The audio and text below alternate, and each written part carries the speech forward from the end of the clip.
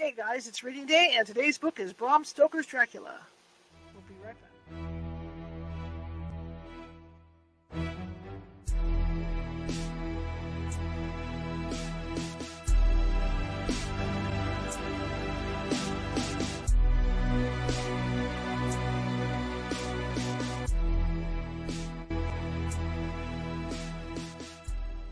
Grab your popcorn and snacks.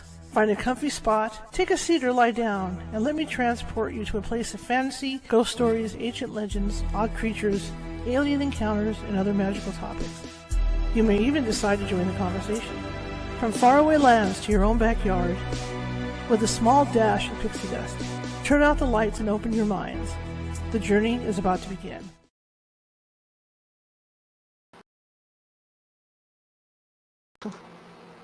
How's it going? Here we go with a slight mix-up. Had to make last-minute adjustments. I kind of bumped this thing earlier, and I was trying to figure out where I was at. My name is Charlotte. I'm going to be your host for the next hour. I'm also the owner of the California Haunts Paranormal Investigation Team, based out of Sacramento, California. We are 45 strong up and down the state, which means if you think you have a paranormal issue, we can help you. It might take us a while to get to you. Let me do this. I'm still making my adjustments. Still tweaking this thing. But that's because California is a huge state. But if it does take us a couple days to get you, and it's only like 1 or 2 days, we do have psychics on staff who can call you and do remote reads on your situation. And if it is paranormal, they can, in most cases, calm things down. So, either way, we'll be out there, but at least you'll have things calmed down. Okay, welcome today. Today is Thursday, and I hope you guys had a great day. And for those of you still working, I hope you're having a great day. I told you guys last night this would probably be last minute, and it was, because I wasn't sure what was going on with my friend, but we couldn't get together today. Plus, and then I started running errands and stuff today, so that all got blown out. You'd be amazed, I'm at home doing this, as a part-time gig, and then I have a couple other, move this around here, it's hot, and then I have a couple other part-time gigs that I do, and it's amazing how busy I can get. And this chair, I don't care how much WD-40 I put in it, it's still going to do this till I get a new chair. But you'd be surprised how I have no time. Suddenly, like the last 2 days, I've been on a dead run. Excuse the word dead, right? But I've been on this dead run all over the place and trying to get stuff done. And yesterday I got a lot accomplished. Today I got a lot accomplished. Who knows what tomorrow's going to bring? Anyway, I have something to ask you guys. And, the Patreon's just about set up to where I want to do this. Because we do need help supporting this. As you can see at the bottom, I'm still running the thing about the donations, to try and get some donations to get the bills paid this month. I want to thank whoever it was on the California Haunts meetup. It's not telling me anymore who makes the donations, but somebody made a donation over at the California Haunts meetup, and thank you very much, whoever you are. I want to thank you personally. Once we get the Patreon set up, it's going to be a lot easier. It's going to be 3 levels. You're going to have 550, and then it's going to be 2 more levels above that. So I've been trying to figure out, what to put on there. Let's see who we got in the chat room. Hi, Michelle. So I've got 2 more levels to put on there to add for goodies for you guys, for membership over there. So we're just about there with it. The question I have is, a lot of the Patreons have names for their followers, and I do have that going on other websites, like over at TikTok. The people that follow me and subscribe are called my Boo Crew, being BOO crew, right? Boo. Now over at Discord, they're my ghostly groupies. So what I want to know from you, pertaining to the Patreon, what would you like to be called? Would you like to be the Boo Crew, or would you like to be a member of the ghostly groupies? So let me know. You can email me. You can. Hi, Michelle. Let me know. Put it in the chat room. Email me. Contact me on Facebook. Whatever. Let me know what you would prefer: ghostly groupies or Boo Crew, and I'll call you guys that over there. Okay. All right. If you guys are watching from Facebook, and a lot of you are, please feel free to hit that follow button if you haven't done so already. We are always looking for followers. Also, remember to give, if you like the show and like what you hear and see today, give me a thumbs up, happy face, happy heart, whatever. and chat in the chat room, just like Michelle has. What that does is it puts us up higher in the FYP. The main computer at Facebook sees that, and they think, wow, they're doing really good. Let's put them somewhere else to suggest to people. So that's where the FYP comes in, and that's the For You page. Normally, like TikTok has a dedicated For You page, so does YouTube. But with Facebook, I think YouTube does. With Facebook, it comes up on your page. If you scroll down, as you scroll down your pages on Facebook, you'll come across, the usual reels that are there. But then below that, you come across these things that are suggested for you. That's the For You information. So the more you interact here, the more it puts us on that For You page and spreads us around. So that's what we're looking for, right? To be shared. And if there's anybody in your house, anybody you know, friends that you can get a hold of that might enjoy the show, please have them, please hit that share button. Share, share, share. Same thing with YouTube. If you haven't subscribed already, please feel free to do so. We've got more than 1,000 videos sitting over there. There I went where the Marios go. It's going to be one of those internet days. Lots of news out there. Everybody on Xfinity. Please subscribe if you haven't done so already, and check out all the videos. We've done paranormal stuff, and because I'm a journalist, photojournalist, I do other stuff as well. I just don't do, scary stuff. So check it out. Check it out over there. And and again, like the page, comment, do that kind of thing. It all works the same way, except over TikTok where you have to double tap the screen. All right. Today, we're sliding really fast into Bram Stoker's Dracula. Since I don't do Roman numeral, we're at chapter XI. And so far, they've been trying to help Lucy. Poor Lucy has obviously the 2 marks from from Dracula's fangs. Poor Lucy was having issues, and so they brought in Van Helsing.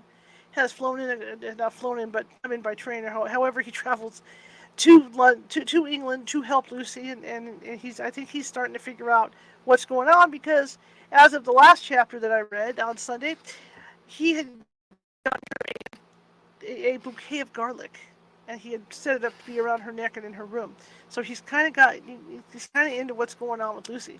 So that's pretty much where we left off, to where he's doing a lot of study on vampires. He's gone back to Amsterdam or wherever it is he comes from, and he's been doing a lot of study on vampires. And so he's in the process, with a couple other doctors of trying to help Lucy. In the meantime, Renfield has escaped again, and Renfield has gotten back into the habit of collecting his spiders and collecting his flies, and he eats them. It's Renfield. And so we're monitoring. Dr. Seward is monitoring Renfield on a regular basis. He's the psychologist at the asylum, so he's keeping an eye on Renfield. Jonathan Harker, he's still MIA. They've gotten letters from him and stuff, but he's MIA. But excuse me, what is it? His now wife? Because I think they got married. No, he's not MIA. He's in the hospital. That's right. Thank you. That's why I have staff. Yeah, he's now in the hospital in Europe, and his wife, because he married Mia. Is her name Mia? Is Mika? Mia. I forget. But he did marry her, and that's where we left off with her as well. Let me have a quick drink of water. We'll get into this. Michelle, it's great to see you. And away we go. I'll read for about an hour. And I'm going to even enlarge this so I can see your comments as we go.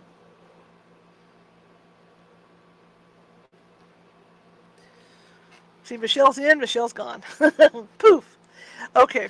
Anyway, for my listeners out there, here we go. And it's chapter XI. And from here on in, from what I understand, I was looking at the table of contents. It's all going to be diary, nothing but diaries. I didn't know Bram Stoker's Dracula was like that. So I'll be reading diaries from Jonathan, from Lucy, from all these other people. So it's going to be interesting to go through these diaries. It gets confusing sometimes. But anyway, welcome. And yeah, please let me know, for the ones just coming in, what you would like to be called at the Patreon. Boo Crew, being Boo, as in B-O-O, or Ghostly Groupies. Let me know, because we're going to have that Patreon up and rolling. Here we go.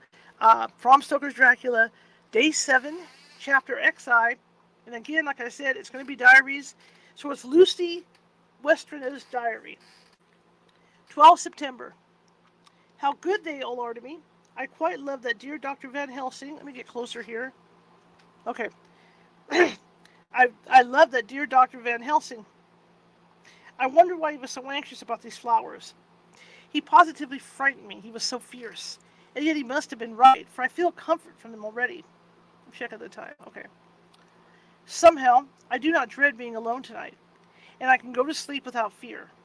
I shall not mind any flapping outside the window. That would be the bat. Oh, that terrible struggle that I've had against sleep so often of late. The pain of the sleeplessness, or the pain of the fear of sleep, with such unknown horrors as it has been for me. How blessed are some people, whose lives have no fears, no dreads, to whom sleep is a blessing that comes nightly, and brings nothing but sweet dreams. Well, here I am tonight, hoping for sleep, and lying like Ophelia in the play, with virgin crants and maiden instruments. I never liked garlic before, but tonight it is delightful. There's a peace, there is peace in its smell. I feel asleep, and I feel sleep coming already. Good night, everybody. Dr. Seward's Diary, 13th September. Called at the Berkeley and found Van Helsing, as usual, up to time. The carriage ordered from the hotel was waiting. The professor took his bag, which he always brings with him now. Let all be put down exactly. Van Helsing and I arrived at Hillingham at 8 p.m. It was 8 a.m. My bad. As I said 8 o'clock. It was a lovely morning. The bright sunshine and all the fresh feeling of early autumn seemed like the completion of nature's annual work. The leaves were turning to all kinds of beautiful colors, but had not yet begun to drop from the trees. When we entered, we met Mrs. Westenra coming out of the morning room. She is always an early riser. She greeted us warmly and said, "You'll be glad to know that Lucy is better. The dear child is still asleep." I looked into her room and saw her, but did not go in, lest I should disturb her. The professor smiled and looked quite jubilant. He rubbed his hands together and said, "Aha, I thought I had diagnosed the case. My treatment's working." To which she answered, "You must not take all the credit to yourself, doctor. Lucy's state this morning is due in part to me." "How do you mean, ma'am?" asked the professor. "Well, I was anxious about the dear child in the night, and went into her room. She was sleeping so soundly that even my coming didn't wake her. But the room was awfully stuffy. Uh-oh, we could see this coming. There were a lot of those horrible, strong-smelling flowers about everywhere, and she had actually a bunch of them round her neck. I feared that the heavy odor would be too much for the dear child in her weak state, so I took them all away and opened a bit of the window to let in a little fresh air. You'll be pleased with her, I'm sure." She moved off into her bedroom, where she usually breakfasted early. As she had spoken, I watched the professor's face and saw it turn ashen gray. He had been able to retain his self-command whilst the poor lady was present, for he knew her state and how mischievous the shock would be. He actually smiled on her, and as he held open the door for her to pass into her room. But the instant she had disappeared, he pulled me suddenly and forcibly into the dining room and closed the door. Then, for the first time in my life, I saw Van Helsing break down. He raised his hands over his head in a sort of mute despair, and then beat his palms together in a helpless way. Finally, he sat down on a chair, and putting his hands before his face, began to sob, with loud, dry sobs that seemed to come from the very racking of his heart. Then he raised his arms again, as though appealing to the whole universe. "God, God, God," he said, "what have we done? What has this poor thing done, that we are so sore beset? Is there fate amongst us still, sent down from the pagan world of old, that such things must be, and in such a way? This poor mother, all unknowing, and all for the best as she think, does such thing as lose her daughter's body and soul, and we must not tell her, we must not even warn her, or she die, and then both die. Oh, how we are beset! How are all the powers of the devils against us?" Suddenly he jumped to his feet. "Come," he said, "come, we must see an act. Devils or no devils, or all the devils at once, it matters not. We fight him all the same." He went to the hall door for his bag, and together we went up to Lucy's room. Once again I drew up the blind, whilst Van Helsing went towards the bed. This time he did not start, as he looked on the poor face with the same awful waxen pallor as before. He wore a look of stern sadness and infinite pity. "As I expected," he murmured, with that hissing inspiration of his which meant so much. Without a word he went and locked the door, and then began to set out the little table, the instruments for yet another operation of transfusion of blood. I had long ago recognized the necessity, and began to take off my coat, but he stopped me with a warning hand. No, he said, today you must operate. I shall provide. You are weakened already. As he spoke, he took off his coat and rolled up his shirt sleeve. Again the operation. Again the narcotic. Again some return of color to the ashy cheeks and the regular breathing of healthy sleep. This time I watched, whilst Van Helsing recruited himself and rested. Presently he took an opportunity of telling Mrs. Westerner that she must not remove anything from Lucy's room without consulting him, that the flowers were of medicinal value, and that the breathing of their odor was part of the system of cure. Then he took over the care of the case himself, saying that he would watch this night and the next, and would send me word when to come. After another hour, Lucy waked from her sleep, fresh and bright, and seemingly not much the worse for her terrible ordeal. What does it all mean? I am beginning to wonder if my long habit of life amongst the insane is beginning to tell upon my own brain. Lucy's diary. 17 September, 4 days and nights apiece. I am getting so strong again that I hardly know myself. It is as if I had passed through some long nightmare and had just awakened to see the beautiful sunshine and feel the fresh air of the morning around me. I have a dim half-remembrance of long anxious times of waiting and fearing, darkness in which there was not even the pain of hope to make present distress more poignant, and then the long spells of oblivion, and the rising back to life as a diver coming up through a great press of water. Since, however, Dr. Van Helsing has been with me, all this bad dreaming seems to have passed away. The noises that used to frighten me out of my wits, the flapping against the windows, the distant voices which seemed so close to me, the harsh sounds that came from I know not where, and commanded me to do I know not what, have all ceased. I go to bed now without any fear of sleep. I do not even try to keep awake. I have grown quite fond of the garlic, and a boxful arrives for me every day from Haarlem. Tonight, Dr. Van Helsing is going away, and he has to be because he's going to Amsterdam. But I need not be watchful. I am well enough to be left alone. Thank God for Mother's sake, and dear Arthur's, and for all of our friends who have been so kind.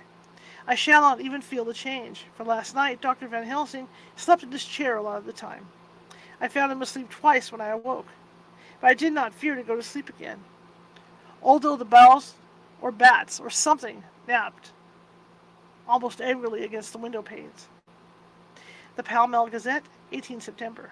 The Escaped Wolf. Perilous adventure of our interviewer. Interview with the keeper in the Zoological Gardens. After many inquiries and almost as many refusals, and perpetually using the words Pall Mall Gazette as a sort of talisman, I managed to find the keeper of the section of the Zoological Gardens in which the wolf department is included. Thomas Builder lives in one of the cottages in the enclosure behind the elephant house and was just sitting down to his tea when I found him. Thomas and his wife are hospitable folk, elderly and without children. And if the specimen enjoyed of their hospitality be of the average kind, their lives must be pretty comfortable. The keeper would not enter on what he called business until the supper was over, and we were all satisfied. Then, when the table was cleared, and he had lit his pipe, he said, "Now, sir, you can go on and ask me what you want. You'll excuse me refusing to talk a professional subjects for meals. I gives the wolves and the jackals and the hyenas all our section to tea afore I begins to ask him questions. I'm trying." "How do you mean, ask him questions?" I queried, wishing to get him into a talkative humor. "Eatin' of them they eat with a pole in one way. Scratching of their hairs is another. When gents as is flush wants a bit of show off to their gals, I don't do much mind the fuss. They eatin' with the pole afore I chucks in their dinner, but I waits till they've 'ad their sherry and coffee, so to speak, afore I tries on the ear scratching. Mind you," he added philosophically, "there's a deal of the same nature in us as in them their animals. Here's you a-comin' and arskin' of me questions about my business. This is why I'm not an actress." of my business. And I that grumpy like, that only for your bloomin' arfquid, I'd have seen you blowed fust for I'd answer. Not even when you asked me sarcastic like, if I'd like you to ask the superintendent, whoops, if you might ask me questions, without offense, did I tell, did, did I tell you to go to L? Did I tell you to go to L? Question. You did. And when you said you'd report me for using of obscene language, that was it me over the id, or over the ed, but the arfquid made that all right. I weren't to go in a fight, so I waited for the food and did what my owl, as the wolves and lions and tigers does. But Lord love your art. Now that the old woman has stuck a chunk of her tea cake in me and rinsed me out with her bloomin' old teapot, and I've lit up, you may scratch my ears for all you're worth, and won't get even a growl out of me. Drive along with your questions. I know what you're coming at. That you're his escaped wolf. Exactly. I want you to give me your view of it. Just tell me how it happened, and when I know the facts, I'll get you to say what you consider was the cause of it, and how you think the whole affair will end. All right, Governor. This year is about the old story. That your wolf, what we called Berserker, was one of 3 gray ones that came from Norway to Jamraks, which we bought off him 4 years ago. He was a nice, well-behaved wolf that never gave no trouble to talk of. I'm more surprised at him for wanting to get out, nor any other animal in the place. But there, you can't trust wolves no more than women. Do you mind him, sir? Broke in Mrs. Tom, with a cheery laugh. He's got mindin'. The animal's so long that blessed if he ain't like an old wolf himself. But there ain't no harm in him. Well, sir, it was about 2 hours after feeding yesterday when I first heard my disturbance. I was making up a litter in the monkey house for a young puma, which is ill. But when I heard the yelping and owling, I kept them away straight. There was Berserker, a tearing, like a mad thing at the bars, as if he wanted to get out. There wasn't much people about that day, and close at hand was only one man, a tall, thin chap, with a hook nose and a painted beard, with a few white hairs running through it. He had a hard, cold look and red eyes, and I took sort of a dislike to him, for it seemed as if it was him, as they was irritated at. He had white kid gloves on, his hands, and he pointed out the animals to me and says, "Keeper, these wolves seem upset at something." "Maybe it's you," says I, for I did not like the airs as he gave himself. He didn't get angry, as I hoped he would, but he smiled, a kind of insolent smile, with a mouth full of white sharp teeth. "Oh no, they wouldn't like me," he says. "Oh yes, they would," says I imitating him. "They always likes a bone or two to clean their teeth on about tea time, which you as a bagful." Well, it was an odd thing, but when the animals see us a-talking, they lay down, and when I went over to Berserker, he let me stroke his ears same as ever. That there man came over, and blessed, but if he didn't put his hand and stroke the old wolf's ears too. "Take care," I says. "Berserker is quick." "Never mind," he says. "I'm used to him." "Are you in the business yourself?" I says, taking off my hat. "For a man with trays and wolves is a good friend to keepers." "No," says he, "not exactly in the business, but I have made pets several." And with that he lifts his at as prelate as a lord and walks away. Old Berserker kept a looking after him till he was out of sight, and then went and lay down in a corner and wouldn't come out the whole evening. Well, last night, as soon as the moon was up, the wolves here all began a howling. There weren't nothing for them to howl at. There weren't no one near, except someone that was evidently a-calling the dog somewheres out back of the gardens in the park road. Once or twice, I went out to see all that was right, and it was, and then the howling stopped, just before 12 o'clock. I just took a look round, afore turning in, and bust me, but when I came opposite the old Berserker's cage, I see the rails broken and twisted about, and the cage empty. And that's all I know for certain. Did anyone else see anything? One of our gardeners was a-coming. was a coming home about that time from an harmony when he sees a big gray dog coming out through the gardening edges. At least so he says, but I don't give much for it myself, for if he did, he never said a word about it to his missus when he got home.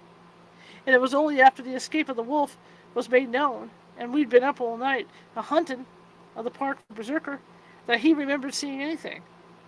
My own belief was that the harmony had got to his head. Now, Mr. Builder, can you account in any way for the escape of the wolf? Well, sir, he said, with a suspicious sort of modesty, I think I can. But I don't know as how you'd be satisfied with the theory. Well, certainly I shall, if a man like you, who knows the animals from experience, can't hazard a good guess at any rate. Who is even to try? Well then, sir, I accounts for it this way. It seems to me that your wolf escaped simply because he wanted to get out. From the hearty way that both Thomas and his wife laughed at the joke, I could see that it had done service before, and that the whole explanation was simply an elaborate sell. I couldn't cope. In Badinage, B-A-D-I-N-A-G-A, with the worthy Thomas, but I thought he knew a surer way to his heart, so I said, now, Mr. Builder, we'll consider the first half sovereign worked off, and this brother of his is waiting to be claimed when you've told me what you think will happen. Right, you are, sir, he said, briskly. You'll excuse me, I know, for a chaffing of ye, but the old woman here winked at me, which is much telling me to go on. Well, I never, said the old lady. My opinion is this, that the wolf is a idling of somewheres. It's a hiding somewheres. The gardener, didn't remember, said he was a galloping northward faster than a horse. But I don't believe him, for, you see, sir, wolves don't gallop no more nor dogs does. They not being built that way. Wolves is fine things in a storybook, and I dare say when they gets in packs, and does be chivying something that's more afeard than they is that can make a devil of a noise and chop it up. Whatever it is, but Lord bless you, in real life, a wolf is only a low creature, not half so clever or bold as a good dog, and not half a quarter so much fighting. This one ain't been used to fighting, or even to providing for herself, and more like he's somewhere around the park a hiding, and a shivering, and, if he thinks at all, wondering where he is to get his breakfast from. Or maybe he's got down some area, and it's in a coal cellar. My eye wants some cook get a rum start when she sees Green Eyes a shining at her out of the dark. If he can't get food, he's bound to look for it, and he may chance to light on a butcher shop in time. If he doesn't, and some nursemaid goes a walking off with the orphan of the soldier, leave it to the infant in the perambulator, well, then I wouldn't be surprised if the census is one baby less. That's all. I was handing him the half-sovereign when something came bobbing up against the window, and Mr. Builder's face doubled its natural length of surprise. God bless me, he said, if that ain't old berserker come back. By himself. He went to the door and opened it. A most unnecessary proceeding, it seemed to me. I have always thought that a wild animal never looked so well as when some obstacle pronounced their abilities between us. A personal experience has intensified rather than diminished that idea. After all, however, there is nothing like custom, for neither Builder nor his wife thought any more of the wolf than I should of a dog. The animal itself was as peaceful and as well behaved as that father of old picture wolves, Red Riding Hood's quondam friend, whilst moving her confidence in masquerade. The whole scene was an unutterable mixture of comedy and pathos. The wicked wolf, that for half a day had paralyzed London and set all the children in the town shivering in their shoes, was there in a sort of penitent mood, and was received and petted like a sort of vulpine prodigal son. Old Builder examined him all over with most tender solicitude, and when he had finished with his penitent, said, "There, I knew the poor old chap would get into some kind of trouble. Didn't I say it all along? Here, his head is all cut full of broken glass. He's been a-getting over some bloomin' wall or other. It's a shame that people are allowed to top their walls with broken bottles. This here is what comes of it. Come along, Berserker.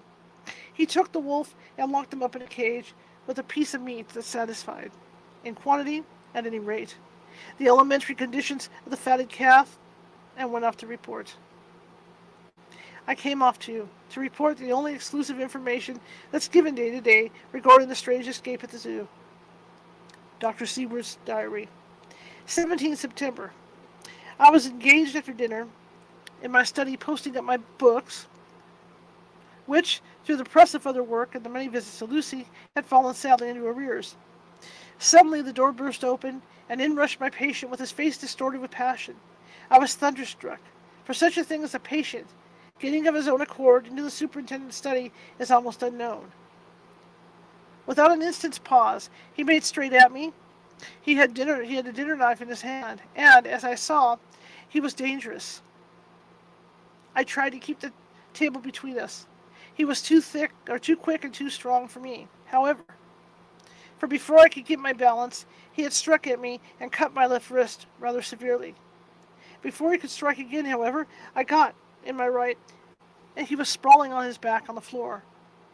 My wrist bled freely, and quite a little pool trickled to the carpet. I saw that my friend was not intent on further effort, and occupied myself binding up my wrist, keeping a weary eye on the prostrate figure all the time. When the attendants rushed in, and we turned our attention to him, his employment positively sickened me. He was lying on his belly on the floor, licking up, like a dog, the blood which had fallen from my wounded wrist. He was easily secured, and to my surprise went with the attendees quite placidly, simply repeating over and over again, "The blood is the life, the blood is the life." I cannot afford to lose blood just at present. I have lost too much of late for my physical good, and then the prolonged strain of Lucy's illness and its horrible phases is telling on me. I am overexcited and weary, and I need rest. Rest. Rest. Happily, Van Helsing has not summoned me, so I need not forego my sleep tonight. I could not well do without it. Telegram, Van Helsing, Antwerp to Seward, Carfax. Sent to Carfax, Sussex, as no country given, delivered late by 22 hours. 17th September. Do not fail to be at Hillingham tonight. If not watching all the time, frequently. Visit and see that flowers are as placed. Very important. Do not fail. Shall be with you as soon as possible after arrival. Dr. Seward's diary. 18th September. Just off for the train to London. The arrival of Van Helsing's telegram filled me with dismay. A whole night lost, and I know by bitter experience what may happen in the night. Of course it's possible that all may be well. But what may have happened? Surely there is some horrible doom hanging over us that every possible accident should thwart us in all we try to do. I shall take this cylinder with me, and then I can complete my entry on Lucy's phonograph. Memorandum, left by Lucy Westenra. 17th September night. I write this and leave it to be seen, so that no one may be any chance to get into trouble through me. This is an exact record of what took place tonight. I feel I'm dying of weakness, and have barely strength to write, but it must be done if I die in the doing. I went to bed as usual, taking care that the flowers were placed as Dr. Van Helsing directed, and soon fell asleep. I was waked by the flapping at the window, which had begun after that sleepwalking on the cliff at Whitby when Mina saved me, and which now I know so well. I was not afraid, but I did wish that Dr. Seward was in the next room, as Dr. Van Helsing said he would be, so that I might have called him. I tried to go to sleep, but could not. Then there came to me the old fear of sleep, and I determined to keep awake. Perversely, sleep would try to come, then when I did not want it. So as I feared to be alone, I opened my door and called out, "Is there anybody there?" There was no answer. I was afraid to wake Mother, and so closed my door again. Then, outside in the shrubbery, I heard a sort of howl, like a dog's, but more fierce and deeper. I went to the window and looked out, but could see nothing except a big bat, which had evidently been buffeting its wings against the window. So I went back to bed again, but determined not to go to sleep. Presently the door opened, and Mother looked in, seeing by my moving that I was not asleep, came in and sat by me. She said to me, even more sweetly and softly than her wont, "I was uneasy about you, darling, and came in to see that you were all right. I feared she might catch cold sitting there, and asked her to come in and take sleep with me. So she came into bed and lay down beside me. She did not take off her dressing gown, for she said she would only stay a while and then go back to her own bed. As she lay there in my arms, and I in hers, the flapping and buffeting came to the window again. She was startled and a little frightened, and cried out, 'What is that?' I tried to pacify her, and at last succeeded, and she lay quiet, but I could hear her poor dear heart still beating terribly. After a while, there was a low howl again, out in the shrubbery, and shortly after there was a crash at the window, and a lot of broken glass was hurled on the floor. The window blind blew back with the wind that rushed in, and in the aperture of the broken panes there was the head of a great gaunt gray wolf. Mother cried out in a fright and struggled up into a sitting posture, and clutched wildly at anything that would help her. Amongst other things, she clutched the wreath of flowers that Dr. Van Helsing insisted on my wearing around my neck, and tore it away from me. For a second or two she sat up, pointing at the wolf, and there was a strange and horrible gurgling in her throat. Then she fell over, as if struck with lightning, and her head hit my forehead and made me dizzy for a moment or two. The room, and all around, seemed to spin round. I kept my eyes fixed on the window, but the wolf drew its head back, and a whole myriad of little specks seemed to come blowing in through the broken window, and we travelers describe when there's a sea moon in the desert. I tried to stir, but there was some spell upon me, and dear mother's poor body, which seemed to grow cold already, for her dear heart had ceased to beat, weighed me down, and I remembered no more for a while. The time did not seem long, but very, very awful, till I recovered consciousness again. Somewhere near, a passing bell was tolling. The dogs all around the neighborhood were howling, and in our shrubbery, seemingly just outside, a nightingale was singing. I was dazed and stupid with pain and terror and weakness. But the sound of the nightingale seemed like the voice of my dead mother come back to comfort me. The sound seemed to have awakened the maids, too, for I could hear their bare feet pattering outside my door. I called to them, and they came, and when they saw what had happened, and what it was that lay over me on the bed, they screamed out. The wind rushed in through the broken window, and the door slammed to. They lifted off the body of my dear mother, and laid her, covered up with a sheet, on the bed after I had gotten up. They were all so frightened and nervous that I directed them to go to the dining room and have each a glass of wine. The door flew open for an instant and closed again. The maid shrieked, and then went in a body to the dining room, and I laid what flowers I had on my dear mother's breast.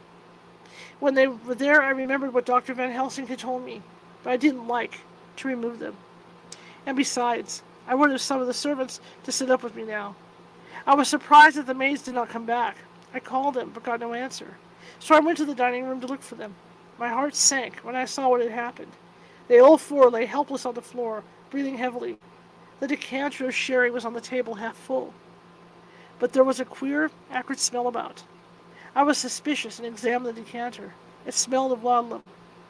And looking on the sideboard, I found that the bottle which Mother's doctor uses for her, did use, was empty. What am I to do? What am I to do?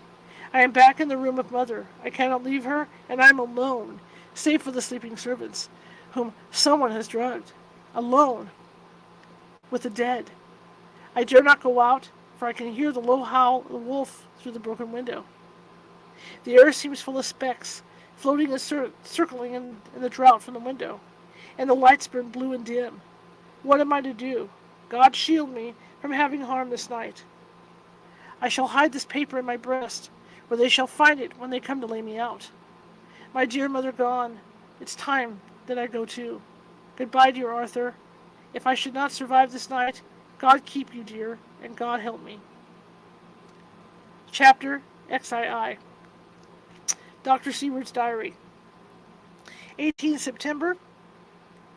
I drove at once to Dillingham and arrived early. Hello, Marisa. Hello, Mary.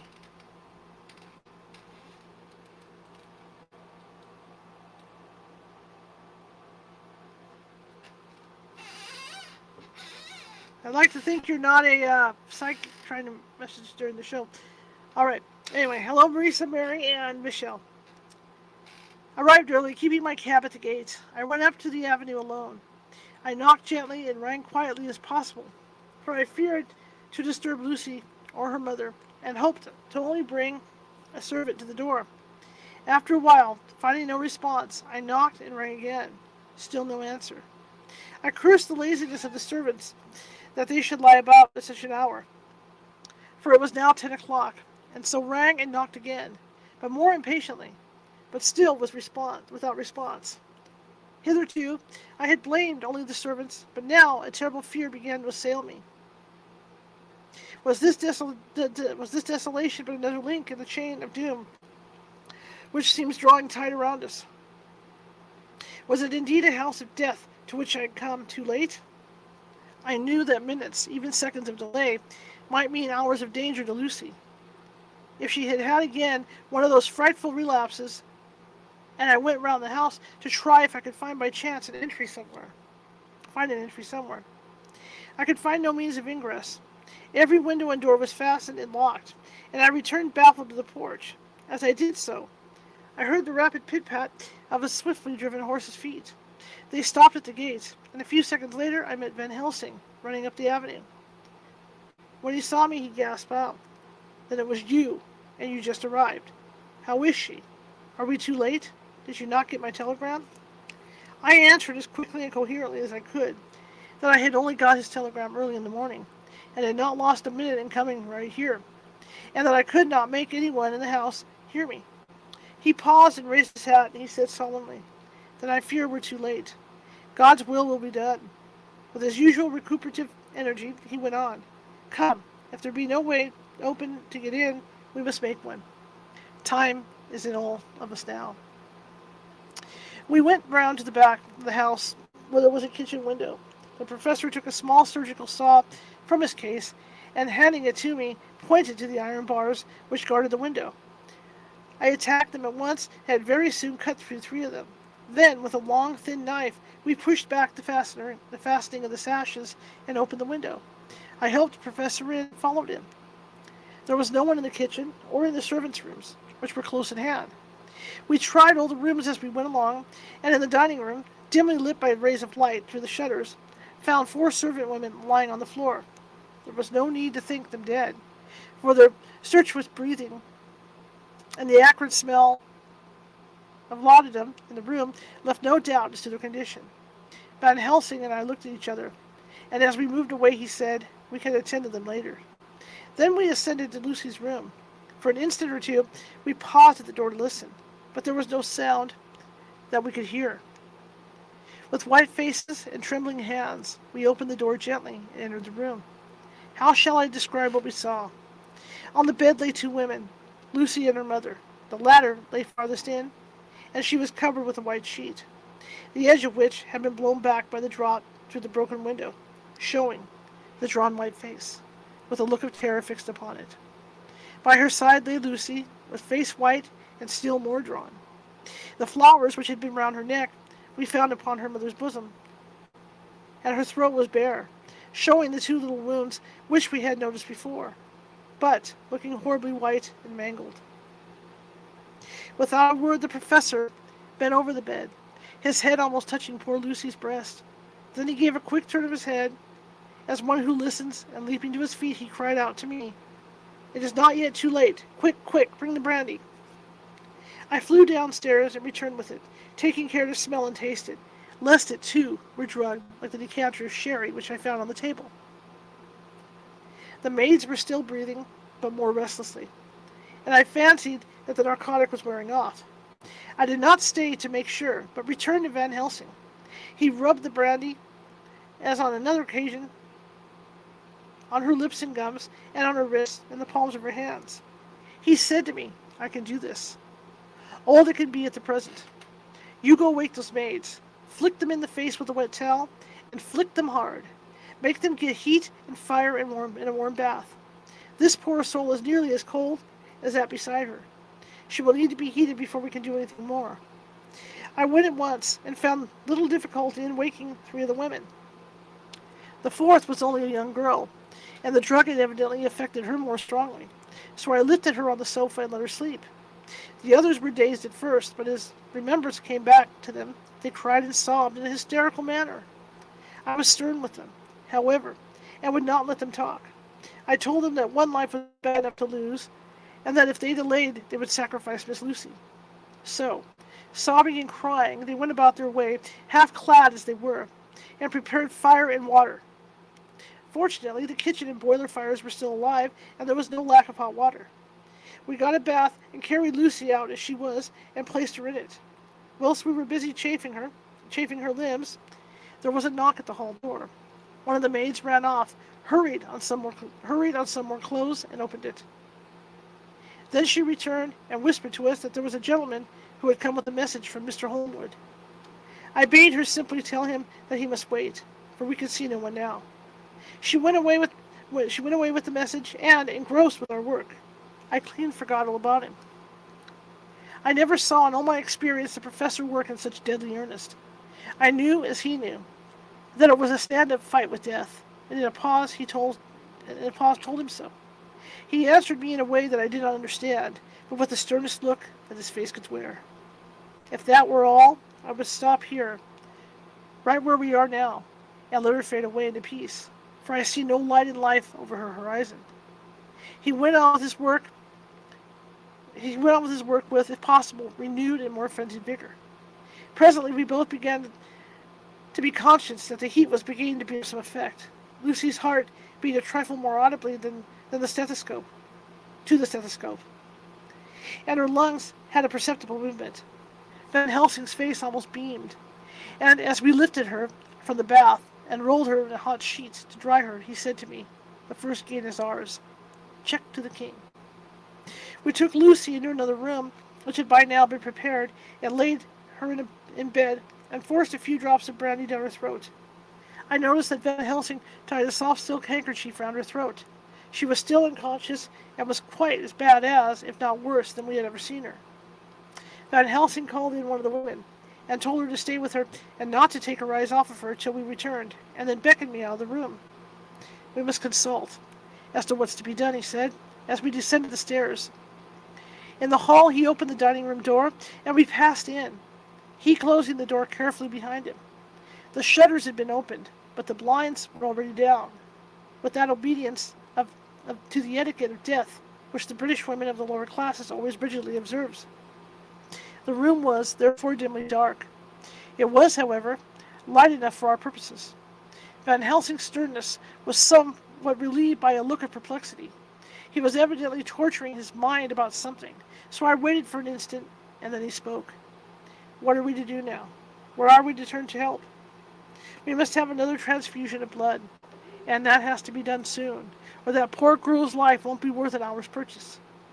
You're exhausted already. I'm exhausted too. I fear to trust those women, even if they would have courage to submit. What are we to do for someone who will open his veins for her?" "What's the matter with me, anyhow?" The voice came from the sofa across the room, and his tones brought relief and joy to my heart, for they were those of Quincy Morris. Van Helsing started angrily at the first sound, but his face softened, and a glad look came into his eyes as I cried out, "Quincy Morris!" and rushed towards him with outstretched hands. "What brought you here?" I cried as our hands met. "I guess art is the cause." He handed me a telegram. "Have not heard from Seaward for 3 days, and am terribly anxious. Cannot leave. Father still in same condition. Send me word how Lucy is. Don't delay. Holmwood. I think I came just in the nick of time. You know you have only to tell me what to do." Van Helsing strode forward and took his hand, looking him straight in the eyes as he said, "A brave man's blood is the best thing on this earth when a woman is in trouble. You're a man, and no mistake. Well, the devil may work against us for all he's worth, but God sends us men when we want them. Once again we went through that ghastly operation. I have not the heart to go through that with the details. Lucy got a terrible shock, and it told on her more than before, for though plenty of blood went into her veins, her body did not respond to the treatment as well as on the other occasions. Her struggle back into life was something frightful to see and hear. However, the action of both heart and lungs improved, and Van Helsing made a subcutaneous injection of morphia, as before, and with good effect. Her fate became a profound slumber. The professor watched whilst I went downstairs with Quincy Morris and sent one of the maids to pay off one of the cabmen who were waiting. I left Quincy lying down after having a glass of wine and told the cook to get ready a good breakfast. Then a thought struck me, and I went back to the room where Lucy now was. When I came softly in, I found Van Helsing with a sheet or two of notepaper in his hand. He had evidently read it and was thinking it over as he sat with his hand to his brow. There was a look of grim satisfaction in his face, and as one who has a doubt solved, he handed me the paper, saying only, "It dropped from Lucy's breast when we carried her to the bath." When I had read it, I stood looking at the professor, and after a pause asked him, in God's name, what does it all mean? Was she or is she mad? Or what sort of horrible danger is it? I was so bewildered that I did not know what to say more. Van Helsing put out his hand. Van Helsing put out his hand and took the paper, saying, "Hello, Pamela." He didn't say that. I said that. Timing was everything on that one. "Do not trouble about it now. Forget it for the present. You shall know and understand it all in good time, but it will be later. And now, what is it that you came to tell me?" This brought me back to fact, and I was all myself again. I came to speak about the certificate of death. If we do not act properly and wisely, there may be an inquest, and that paper would have to be produced. I am in hopes that we need to have no inquest, for if we have, it would surely kill poor Lucy, if nothing else did. I know, and you know, and the other doctors who attend her knows, that Mrs. Westra had ease of heart, and we can certify that she died of it.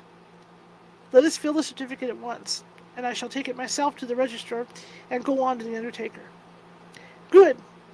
Oh, my friend John. Well thought of. Truly, Miss Lucy, if she be sad, and the foes that beset her, is at least happy in the friends that love her. 1, 2, 3, all open their veins for her. Besides, one old man. Ah, yes, I know. Friend John, I'm not blind. I love you all the more for it. Now go. In the hall I met Quincy Morris with a telegram for Arthur telling him that Mrs. Westenra was dead, that Lucy also had been ill, but was now going on better, and that Van Helsing and I were with her. I told him where I was going, and he hurried me out. But as I was going, said, "When you come back, Jack, may I have 2 words with you, all to ourselves?" I nodded in reply and went out. I found no difficulty about the registration and arranged with the local undertaker to come up in the evening to measure for the coffin and to make arrangements. When I got back, Quincy was waiting for me. I told him I would see him as soon as I knew about Lucy, and went up to her room. She was still sleeping, and the professor seemingly had not moved from his seat at her side. From his putting his finger to his lips, I gathered that he expected her to wake before long, and was afraid of her stolen nature. So I went down to Quincy and took him into the breakfast room, where the blinds were not drawn down, and which was a little more cheerful, or rather less cheerless, than the other rooms. When we were alone, he said to me, "Jack Seward, I don't want to shove myself in anywhere where I have no right to be, but this is no ordinary case. You know I love that girl and wanted to marry her, but although that's all past and gone, I can't help feeling anxious about her all the same. What is it that's wrong with her? The Dutchman, and a fine old fellow he is, I can see that. Since the time you 2 came into the room, you just must have another transfusion of blood, and that both you and he were exhausted. Now I know well that you medical men speak in camera, but that a man must not expect to know what they consult about in private. But this is no common matter, and whatever it is, I have done my part. Is that not so?" "That's so," I said, and he went on. "I take it that both you and Van Helsing have done already what I did today. Is that not so?" "That's so. And I guess Art was in it too. When I saw him 4 days ago at his own place, he looked queer. I've not seen anything pulled down so quick since I was on the pampas and had a mare that I was fond of go to grass all in one night. One of those big bats that they call vampires had got at her in the night. What with his gorge and the vein left open, there wasn't enough blood in her to let her stand up, and I had to put a bullet through her as she lay. Jack, if you may tell me, without betraying confidence, Arthur was the first? Is that not so? And he spoke, the poor fellow. As he spoke, the poor fellow looked anxious. He was in a torture of suspense regarding the woman he loved, and his utter ignorance of the terrible mystery which seemed to surround her and testified his pain. His very heart was bleeding, and it took all the manhood of him, and there was a royal lot of it, too. To keep him from breaking down, I paused before answering, for I felt that I must not betray anything, which the professor wished kept secret. But already he knew so much and guessed so much that there could be no reason for not answering. So I answered in the same phrase, "That's so." "And how long has this been going on?" "Oh, about 10 days. 10 days. That I guess Jack Seaward, that the poor pretty creature that we all love has had put into her veins within that time the blood of 4 strong men. Man alive, her whole body wouldn't hold it. Then, coming close to me, he spoke in a fierce half-whisper. What took it out?" I shook my head. "That," I said, "is the crux. Van Helsing is simply frantic about it, and I'm at my wit's end. I can't even hazard a guess. There has been a series of little circumstances which have thrown out all of our calculations as to Lucy being properly watched. But these shall not occur again. Here we stay until all be well or ill." Quincy held out his hand. "Count me in," he said. "You and the Dutchman will tell me what to do, and I'll do it." When she woke late in the afternoon, Lucy's first movement was to feel at her breast, and, to my surprise, produce the paper which Van Helsing had given me to read. The careful professor had replaced it where it had come from, lest on waking she should be alarmed. Her eye then lit on Van Helsing and on me too, and gladdened.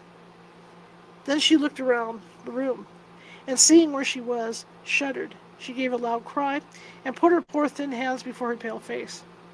We both understood what that meant, that she had realized to the full her mother's death.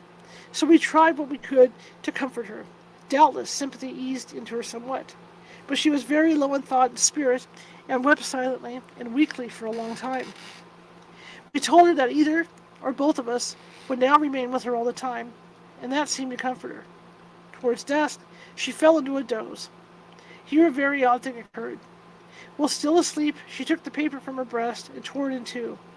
Van Helsing stepped over and took the pieces from her. All the same, however, she went on with the action of tearing, as though the material were still in her hands. Finally, she lifted her hands and opened them, as though scattering the fragments. Van Helsing seemed surprised, and his brows gathered as if in thought, but he said nothing. 19 September. All last night, she slept fitfully. You guys hear that? Being always afraid to sleep, and something weaker when she woke from it. The professor and I took it in turns to watch, and we never left her for a moment unattended. Quincy Morris said nothing about his intention, but I knew that all night long he patrolled around and round the house. When the day came, its searching light showed the ravages in poor Lucy's strength. She was hardly able to turn her head, and the little nourishment which she could take seemed to do her no good. At times she slept, and both Van Helsing and I noticed the difference in her between sleeping and waking. While asleep, she looked stronger, although more haggard, and her breathing was softer. Her mouth showed the pale gums drawn back from the teeth, which thus looked positively longer and sharper than usual. When she woke, the softness of her eyes evidently changed the expression, for she looked like herself, although a dying one. In the afternoon she asked for Arthur, and we telegraphed for him. Quincy went off to meet him at the station. When he arrived, it was nearly 6 o'clock, and the sun was setting full and warm, and the red light streamed in through the window and gave more color to the pale cheeks. When he saw her, Arthur was simply choking with emotion, and none of us could speak. In the hours that passed, the fits of sleep, or the comatose condition that passed for it, had grown more frequent. so that the pauses when conversation was possible were shortened. Arthur's presence, however, seemed to act as a stimulant. She rallied a little and spoke to him more brightly than she had done since we arrived. He too pulled himself together and spoke as cheerily as he could, so that the best was made of everything. It was now nearly 1 o'clock, and he and Van Helsing are sitting with her. I am to relieve them in a quarter of an hour, and I am entering this on Lucy's phonograph. Until 6 o'clock, they are to try to rest. I fear that tomorrow will end our watching, for the shock has been too great. The poor child can't rally. God help us all. Letter to Mina Harker. Letter Mina Harker to Lucy Westerna, unopened by her. 17 September. My dearest Lucy, it seems an age since I heard from you, or indeed since I wrote. You will pardon me, I know, for all my faults when you have read all my budget of news. Well, I got my husband back all right. When we arrived at Exeter, there was a carriage waiting for us, and in it, though he had not attacked gout, Mr. Hawkins. He took us to his house, where there were rooms for all of us, nice and comfortable, and we dined together. After dinner, Mr. Hawkins said, "My dears, I want to drink your health and prosperity, and may every blessing attend you both. I know you both from children, and have, with love and pride, seen you grow up. Now I want you to make your home here with me. I have left to me neither chick nor child. All are gone. And in my will, I have left you everything." I cried, Lucy, as Jonathan and the old man clasped hands. Our evening was a very, very happy one. So here we are, installed in this beautiful old house, and from both my bedroom and the drawing room I can see the great elms of the cathedral, close, with their great black stems standing out against the old yellow stone of the cathedral, and I can hear the rooks overhead cawing and chattering and gossiping all day. After the manner of rooks, the humans, I am busy, I need not tell you, arranging things in housekeeping. Jonathan and Mr. Hawkins are busy all day, for now that Jonathan is a partner, Mr. Hawkins wants to tell him all about the clients. "How is your dear mother getting on? I wish I could run up to town for a day or two to see you, dear, but I dare not go yet, with so much on my shoulders, and Jonathan wants looking after still. He is beginning to put some flesh on his bones again, but he was terribly weakened by the long illness. Even now, he sometimes starts out of his sleep in a sudden way and awakes all trembling, until I can coax him back to his usual placidity. However, thank God, those occasions grow less frequent as the days go on, and they will in time pass away altogether. I trust, and now I have told you my news. Let me ask yours. When are you to be married, and where, and who is to perform the ceremony, and what are you to wear, and is it to be a public or private wedding? Tell me all about it, dear. Tell me all about everything, for there is nothing which interests you which will not be dear to me. Jonathan asked me to send his respectful duty, but I do not think that is good enough from the junior partner of the important firm Hawkins and Harker. And so, as you love me, and he loves me, and I love you with all the moods and tenses of the verb, I send you simply his love instead. Goodbye, my dear friend, and all blessings on you. Yours, Mina Harker. Report from Patrick Hennessy, M.D., M.R.C.S.L., Q, C.P.I., etc., to John Seward, M.D., 20 September. My dear sir. So we're going to go on until we finish the chapter, guys, so just hang in there. In accordance with your wishes, I enclose report of the conditions of everything I left in my charge. With regard to patient Renfield, there is more to say. He has had another outbreak, which might have had a dreadful ending, but which, as it fortunately happened, was unattended with any unhappy results. This afternoon, a carrier's cart with 2 men made a call at the empty house whose grounds abut on ours. The house to which, you will remember, the patient twice ran away. The men stopped at our gate to ask the porter their way, as they were strangers. I was myself looking out the study window, having a smoke after dinner, and saw one of them come up to the house. As he passed the window of Renfield's room, the patient began to rate him from within, and called him all the foul names he could lay his tongue to. The man, who seemed a decent fellow enough, contented himself by telling him to shut up for a foul-mouthed beggar. Whereon our man accused him of robbing him and wanting to murder him, and said that he would hinder him if he were to swing for it. I opened the window and signed to the man not to notice, so he contented himself after looking the place over and making up his mind as to what kind of place he had got to by saying, "Lord bless your sir, I wouldn't mind what was said to me in a bloomin' madhouse. I pity ye and the governor for having to live in the house with a wild beast like that." Then he asked his way civilly enough, and I told him where the gate of the empty house was. He went away, followed by threats and curses and revilings from our man. I went down to see if I could make out any cause for his anger, since he's usually such a well-behaved man, and except for his violent fits, nothing of the kind had ever occurred. I found him, to my astonishment, quite composed and most genial in his manner. I tried to get him to talk of the incident, but he blandly asked me questions as to what I meant, and led me to believe that he was completely oblivious of the affair. It was, I'm sorry to say, however, only another instance of his cunning, for within half an hour I heard him again. This time he had broken out through the window of his room, and was running down the avenue. I called to the attendants to follow me, and ran after him, for I feared he was intent on some mischief. My fear was justified when I saw the same cart which had passed before coming down the road, having on it some great wooden boxes. The men were wiping their foreheads and were flushed in the face as if with violent exercise. Before I could get up to him, the patient rushed at them, and pulling one of them off the cart, began to knock his head against the ground. If I had not seized him just at the moment, I believe he would have killed the man then and there.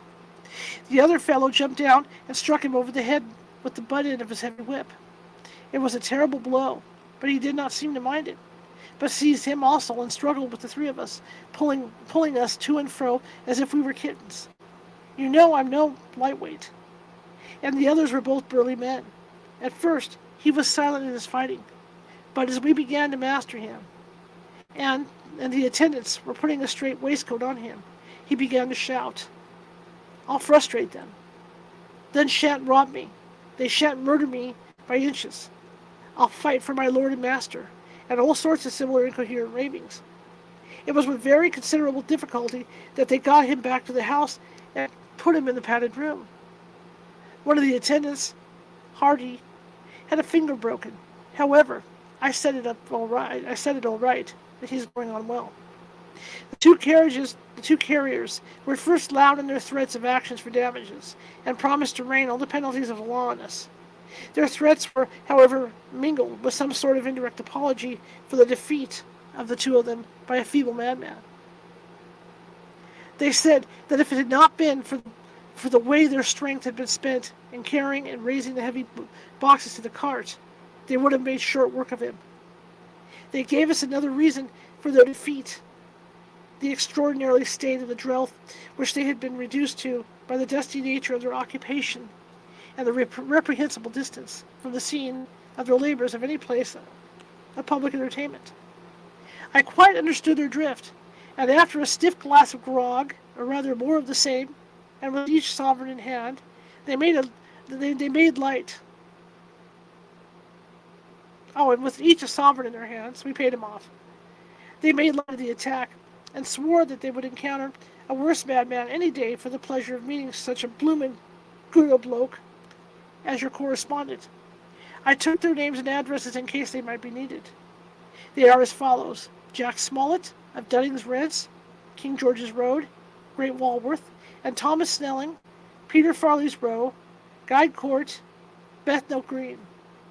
They are both in the employment of Harrison Sons, Moving and Shipping Company, Orange Masters Yard, Soho. I shall report to you any matter of interest occurring here, and shall wire you at once if there is anything of importance. Believe me, dear sir, yours faithfully, Patrick Hennessy. Letter: Mina Harker to Lucy Westerner. Unopened by her. 18 September. My dearest Lucy, such a sad blow has befallen us. Mr. Hawkins has died very suddenly. Some may not think it's so sad for us, but we had both come to love him that it really seems as though we had lost a father. I never knew either father or mother, so that the dear old man's death is a real blow to me. Jonathan is greatly distressed. It is not only that he feels sorrow, deep sorrow, for the dear, good man who has befriended him all his life, and now at the end has treated him like his own son, and left him a fortune, which to people of our modest bringing up is wealth beyond the dream of avarice. But Jonathan feels it on another account. He says the amount of responsibility which is puts upon him makes him nervous. He begins to doubt himself. I try to cheer him up, and my belief in him helps him to have a belief in himself. But it is here that the grave shock that he experienced tells upon him the most. Oh, it is too hard that a sweet, simple, noble, strong nature such as his, a nature which enabled him by our dear good friend's aid to rise from clerk to master in a few years, should be so injured that the very essence of its strength is gone. Forgive me, dear, if I worry you with my troubles in the midst of your own happiness, but Lucy, dear, I must tell someone. For the strain of keeping up a brave and cheerful appearance to Jonathan tries me, and I have no one here that I can confide in. I dread coming up to London, as we must do the day after tomorrow, for poor Mr. Hawkins left in his will that he was to be buried in the grave with his father. And there are no relations at all. Jonathan will have to be chief mourner. I shall try to run over to see you, dearest, if only for a few minutes. Forgive me for troubling you with all this blessings. Your loving Mina Harker. Dr. Seward's Diary, 20 September. Only resolution and habit can let me make an entry tonight. I am too miserable, too low-spirited, too sick of the world and all in it, including life itself, that I would not care if I heard this moment the flapping of the wings of the angel of death. And he has been flapping those grim wings to some purpose of late. Lucy's mother and Arthur's father, and now, let me get on with my work. I duly relieved Van Helsing and his watch over Lucy. We wanted Arthur to go rest also, but he refused at first. It was only when I told him that we should want him to help us during the day, and that we must not all break down for want of rest, lest Lucy should suffer, that he agreed to go. Van Helsing was very kind to him. Come, my child, he said, come with me. You are sick and weak, and have much sorrow and much mental pain, as well as that tax on your strength that we know of. You must not be alone, for to be alone is to be full of fears and alarms. Come to the drawing room, where there is a big fire, and there are 2 sofas. You shall lie on one and I on the other, and our sympathy will be to comfort each other, even though we do not speak, or even if we sleep. Arthur went off with them, casting back a longing look on Lucy's face, which lay in her pillow almost whiter than the lawn. She lay quite still, and I looked round the room to see that all was as it should be. I could see that the professor had carried out in this room, as in the other, his purpose of using the garlic. The whole of the window sashes reeked with it, and round Lucy's neck, over the silk handkerchief which Van Helsing made her keep on, was a rough chaplet of the same odorous flowers. Lucy was breathing somewhat stertorously, and her face was at its worst, for the open mouth showed the pale gums. Her teeth, in the dim, uncertain light, seemed longer and sharper than they had been in the morning. In particular, by some trick of the light, the canine teeth looked longer and sharper than the rest. I sat down by her, and presently she moved uneasily. At the same moment, there came a sort of dull flapping or buffeting at the window. I went over to it softly, and peeped out by the corner of the blind. There was a full moonlight, and I could see that the noise was made by a great bat, which wheeled round, doubtless attracted by the light, although so dim, and every now and again struck the window with its wings. When I came back to my seat, I found that Lucy had moved slightly, and had torn away the garlic flowers from her throat. I replaced them as well as I could, and sat watching her. Presently she woke, and I gave her food, as Van Helsing had prescribed. She looked but a little, and that languidly. There did not seem to be with her now the unconscious struggle for life and strength that had hitherto so marked her illness. It struck me as curious that the moment she became conscious, she pressed the garlic flowers close to her. It was certainly odd that whenever she got into that lethargic state, with the stertorous breathing, I hope I said that right, she put the flowers from her, but that when she walked, she clutched them close. There was no possibility of making any mistake about this, for in the long hours that followed, she had many spells of sleeping and waking and repeated both actions, many times. At 6 o'clock, Van Helsing came to relieve me. Arthur had then fallen into a doze, and he mercifully let him sleep on. When he saw Lucy's face, I could hear the hissing in-drop of his breath, and he said to me in a sharp whisper, "Drop the blind. I want the light." Then he bent down, and with his face almost touching Lucy's, examined her carefully. He removed the flowers and lifted the silk handkerchief from her throat. As he did so, he started back, and I could hear his ejaculation, "Mein Gott," as it was smothered in his throat. I bent over and looked, too, and as I noticed, some queer chill came over me. The wounds on the throat had absolutely disappeared.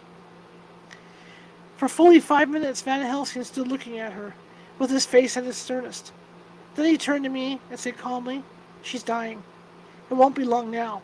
It will be much difference, mark me, whether she dies conscious or in her sleep. Wake that poor boy and let him come and see the last. He trusts us, and we have promised him." I went to the dining room and waked him. He was dazed for a moment, but when he saw the sunlight streaming in through the edges of the shutters, he thought he was late, and expressed his fear. I assured him that Lucy was still asleep, but told him as gently as I could that both Van Helsing and I feared the end was near. He covered his face with his hands, and slid down on his knees by the sofa, where he remained, perhaps a minute, with his head buried, praying, whilst his shoulders shook with grief. I took him by the hand and raised him up.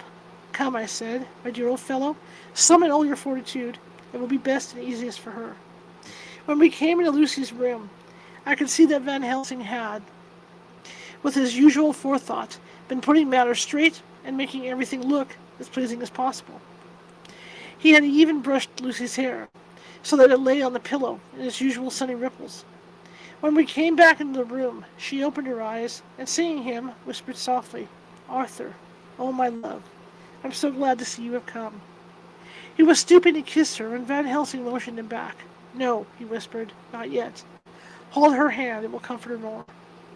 So Arthur took her hand and knelt beside her, and she looked her best, with all the soft lines matching the angelic beauty of her eyes. Then gradually her eyes closed, and she sank to sleep.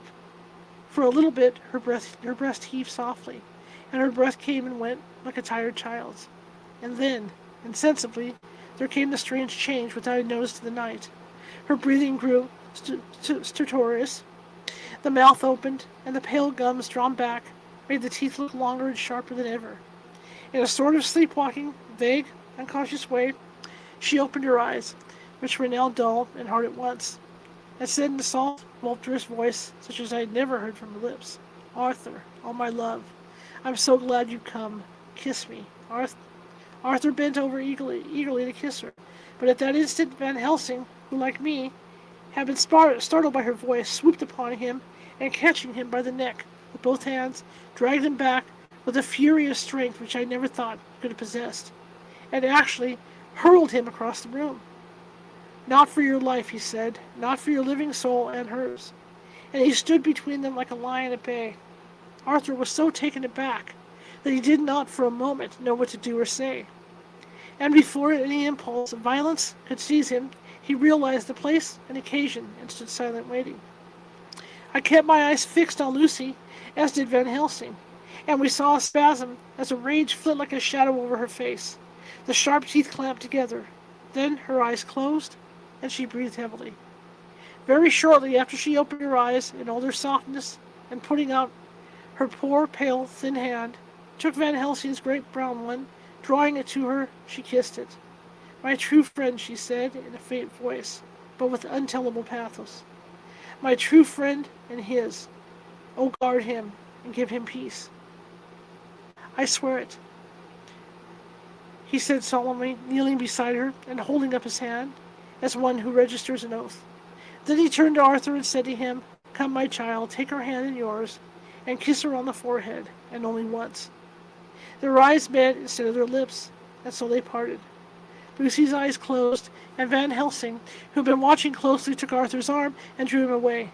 And then Lucy's breathing became stertorous again, and all at once it ceased. "It's all over," said Van Helsing. "She's dead."